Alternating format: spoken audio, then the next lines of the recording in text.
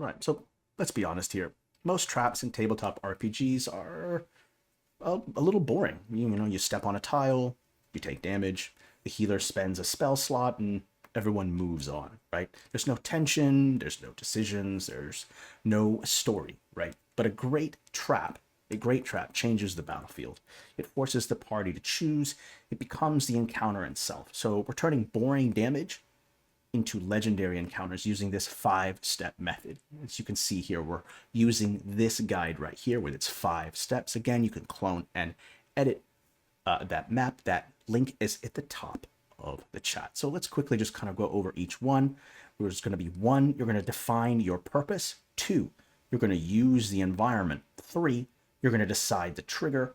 4, you're going to choose the effect. And finally, you're going to add player choices, number 5. And by the end of the stream, we'll build a complete trap using these exact steps. Notice that there's a checklist in that bottom panel right there. And what we'll do is as we go through each individual panel, each step, you guys can go ahead in the chat, just kind of let us know what each one of these things is in the checklist here. And we'll see if we can kind of mix match and see if we can create a crazy awesome trap that's really going to propel your story, and it's going to make it a kind of a memorable experience for your players. So we're going to want to go to step 1 right here. And that's going to be defining your purpose. You know, before you choose spikes, before you have poison or magical lasers, you need to ask one question. Why does this trap exist, right? Traps aren't decorations, they're security systems, they're warnings. They're obstacles placed there for a reason. So we're going to go over each one of these different types of purposes. You can come up with your own as you go as well. But the first one is going to be to protect treasures or secrets. You know, this is the most classic trap purpose. It's simply for protection, to protect a treasure, a relic, a sealed tomb. The trap is there to keep people out. But here's the trick. The more valuable the treasure, the more serious the trap should feel. A plain old rusty spear trap protecting a legendary artifact feels kind of wrong, right? So a trap should match the value of what it protects. Next is we're going to do delay intruders. This type here. Some traps don't kill, they stall. Maybe the cultists hear the noise, maybe the guards mobilize, maybe the dungeon shifts and the seals exit. Or these traps create tension through time pressure.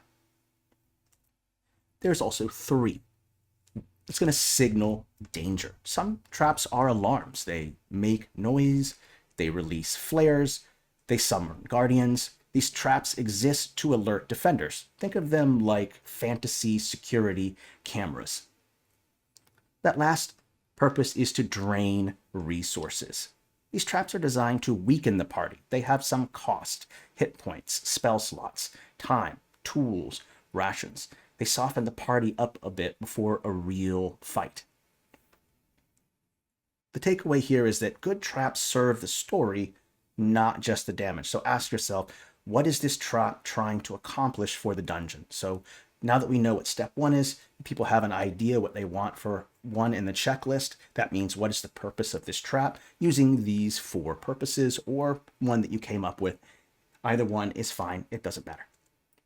We'll go over to step 2, which is using the environment.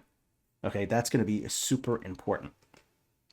Now that we know why the trap exists, we need to ask, where does it exist exactly? And a good rule is if the terrain vanished, the trap would not work. All right, so the environment is often going to determine what the trap is. And I've got some examples here. If you've got some ideas too, feel free to throw those in the chat. So you've got narrow corridors.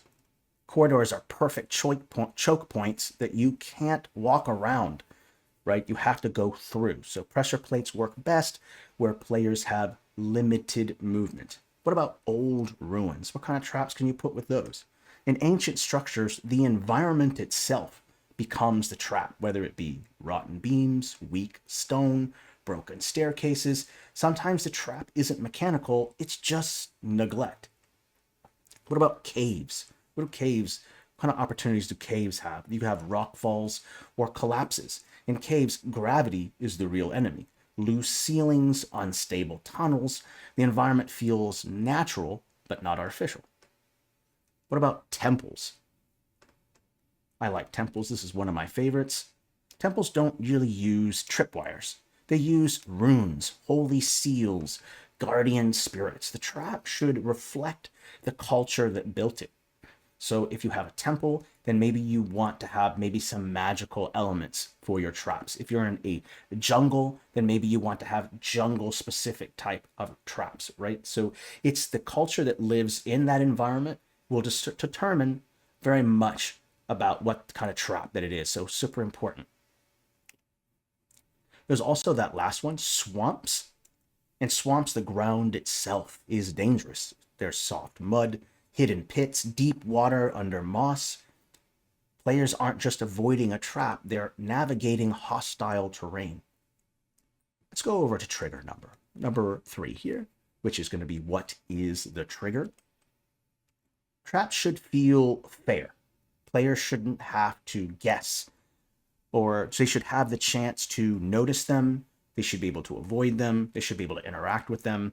Invisible gotchas feel kind of cheap. So make sure that the triggers are discoverable and not invincible gotchas. And there are different types of triggers that you could use. You know, you step into a room, like through proximity or sound. You might step into a room, make a noise, and it might activate a trap. It's simple, but effective in tense areas. There's also pressure plates, the classic trigger, but you can add twists to it. Plates that reset, plates that require weight, plates hidden under rugs. All of these things can kind of spice up your pressure plate. There's also magical triggers, like we were talking with that temple. These activate when a rune is touched, a spell is cast, an aura is detected. There's also your classic tripwires. They're simple, cheap, and effective. They're easy to spot if players are paying attention. There's also a time delay. Some traps activate after a countdown. A door might shut, a room might fill with water, gas comes pouring in, etc. Finally, there is the interaction trigger. These are the best ones. The trap activates when the player does something like opens a chest, pulls a lever, takes an artifact. The important takeaway is that triggers should be discoverable, again, and not invisible gotchas. So make sure that they're discoverable. Don't make it super easy, but don't make it so challenging that they're just bound to bump into the trap without ever noticing it until the last minute. So it should be somewhat discoverable. That's important to do that. Step 4 is going to be, what is the effect? And why it's important. Damage, things like spikes, fire, those kind of things, these are kind of the least interesting trap. You know, a trap becomes memorable when it changes the battlefield instead of just dealing the damage. So it's kind of important. You should know about that. So a simple but effective when you combine it with other things. Instead of just having a trap that only does damage and it doesn't do anything else, that becomes kind of a boring trap. There's also control. These traps shape or control the player's movements, pits, walls, fog. They change how the fight plays out, adds an environmental element to it that makes the battle more memorable and more interesting. You also have status effects, things like poison, curses, paralysis. These affect player abilities, not just health. And then finally, you have terrain. So you've got like flooding, collapses. All this stuff is going to reshape the room. It's going to reshape the movement, how you move around. And that is probably one of the best effects, truly, because then it makes the battle more dynamic. It gives player options and it changes the battlefield. I think that's very effective. Let's go to that last one right here called add player choices. Step number 5. Great traps create decisions, not just the dice rolls. So just kind of keep that in mind. Players should be able to do the following or even more. They can disable it if they should choose. They can bypass it. They could trigger it purposefully. They could use against enemies or risk and just time save. They should be able to do all of those things if they want to rush through it, or those other options there. So kind of important. So remember that takeaway. Great traps create decisions, not just dice rolls. That's super important here. So in that last example here, we have our checklist, and I'm going to go over the chat. I'm going to read through here, and we're going to go through what we think will be the best one for each one of these steps here. So step one, we want to define the purpose. And it can be any one of these four right here. We could protect a treasure, delay an intruder, signal danger. I feel, unless people's got something in the chat here, I can come up with something here. I'm going to scroll up real quick and just take a look. I'm not seeing any suggestions quite yet. Ooh, we got caves and corridors, can also have pits. Totally agree with that. Awesome. I love it when people make suggestions in the chat. That's super important here. Why don't we do the classic protect treasures or secrets? We'll just start with the first one there. Oh, signal danger, person. We've already got someone mentioning it. I like that. So first come, first serve. We'll go ahead and signal danger. We'll go ahead and add that in there. So this is going to be what it's going to end up doing. We're going to signal danger. I like that. Okay, so we've defined the purpose of it. So basically it's going to make a sound, or it's going to do something that's going to make defenders aware of your players' movements or whereabouts. Next, we're going to want to choose the environment, right? Is it a narrow corridor like in a dungeon? Is it old ruins in some jungle? Is it caves?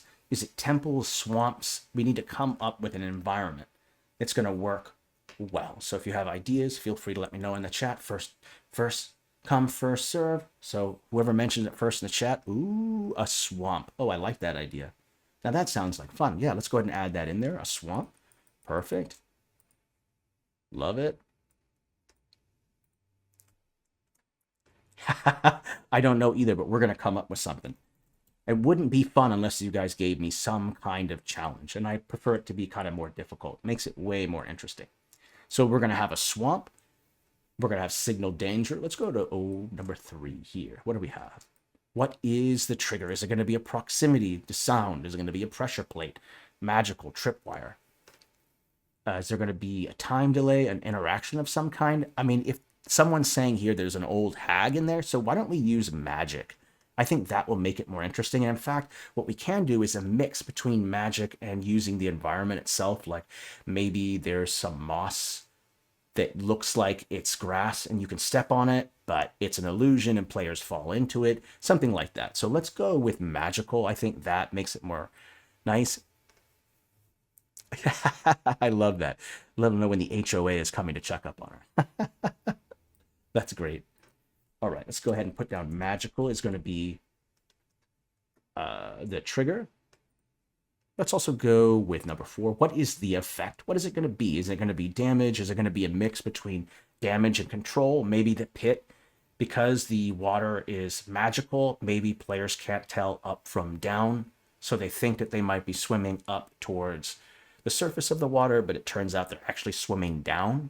So it could be something control, but it also does damage the longer they're underwater, the less air you run out of. It could be maybe it's a poisonous water to where it does a certain amount of damage every other turn or so. So it could be control plus a status effect. It can be a whole number of things. So we don't have to just pick one of these things. I find that by mix and matching the two or a couple of these together makes it more interesting. So we could go with both maybe control and status. Let's try those. That sounds more interesting. So we'll go up here and put number 4, both control and status. Great, loving all these suggestions. And that final, the 5th one is going to be player choices. What kind of choices do they end up having? And I think really they should have all of these choices right here. So let's just go with all of them for now. I think that's going to be helpful. We got our checklist here. Perfect. Okay. And what I'll do now is I'll go ahead and just copy and paste this checklist into a brand new map. And we're going to go ahead and just make this map right now. So I'm just going to copy and paste this. If you don't know how to copy and paste stuff across maps, it's not too difficult. You just go Alt-C, copy, and then we're going to go ahead and leave this. I'll close out. Don't need to save it.